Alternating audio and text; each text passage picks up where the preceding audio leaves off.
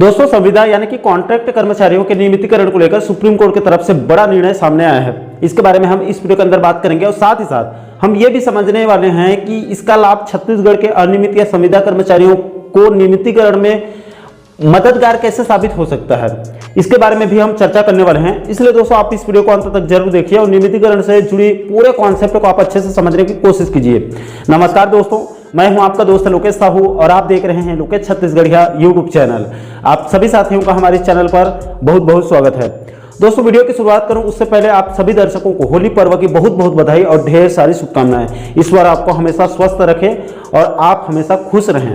अब दोस्तों, मैं आता हूं मेन मुद्दे पर। तो दोस्तों, सबसे पहले नियमितीकरण के संबंध में सुप्रीम कोर्ट से जो लंबा चौड़ा आदेश निर्देश जारी किया गया है उसके बारे में बात कर लेते हैं। उसके बाद छत्तीसगढ़ के नियमितीकरण मुद्दे को भी आगे हम संक्षिप्त में समझने की कोशिश करेंगे। देखिए दोस्तों, इसी मार्च महीने में 12 मार्च 2024 को नियमितीकरण के संबंध में कुल 16 पेज का एक महत्वपूर्ण निर्णय सामने आया है। दोस्तों, मैंने वीडियो बनाने से पहले सुप्रीम कोर्ट के आदेश का अच्छे से अध्ययन किया है और इसके संबंध में कुछ जानकारों से भी चर्चा किया है। दोस्तों, वैसे तो सुप्रीम कोर्ट का निर्णय कुल 16 पेज में जारी किया गया है, जिसको एक एक करके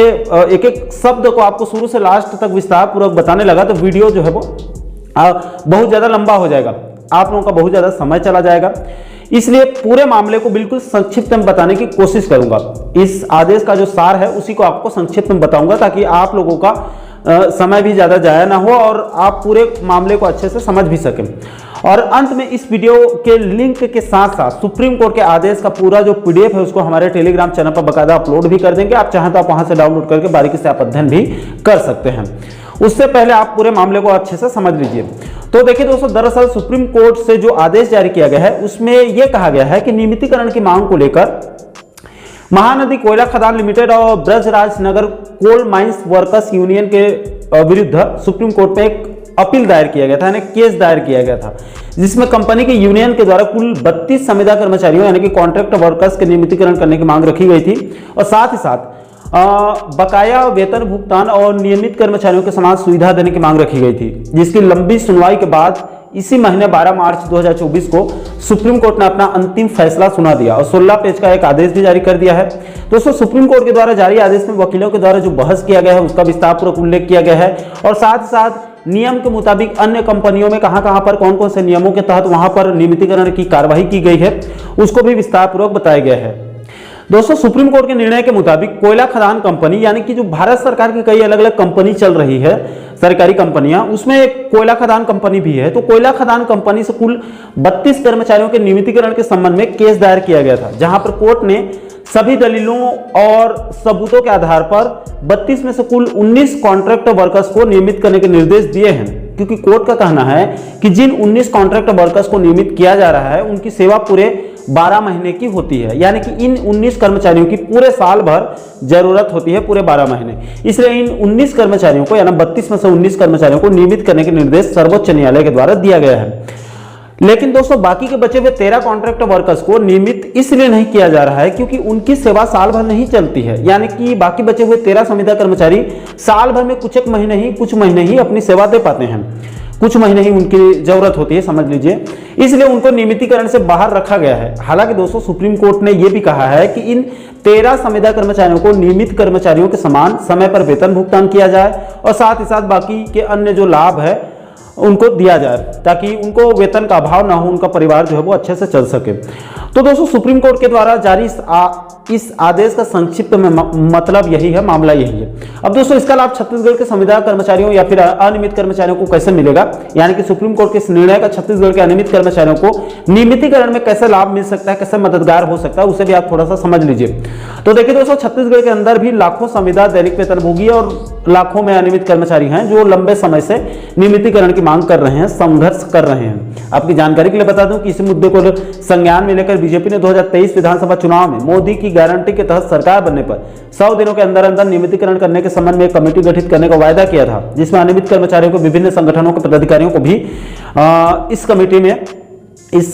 में जो है वो शामिल करने का भी वादा किया गया था। इसके बाद दोस्तों, सरकार बन जाने के बाद वादे के मुताबिक शायद सरकार के द्वारा भी हाल ही में इसी महीने 13 मार्च 2024 को सामान्य प्रशासन विभाग की तरफ से आदेश जारी करके पंचायत एवं ग्रामीण विकास विभाग, इलेक्ट्रॉनिक्स और सूचना प्रौद्योगिकी विभाग के प्रमुख सचिव निहारिका बारिक जी की अध्यक्षता में कुल 5 सदस्यीय कमेटी का एक गठन किया गया था।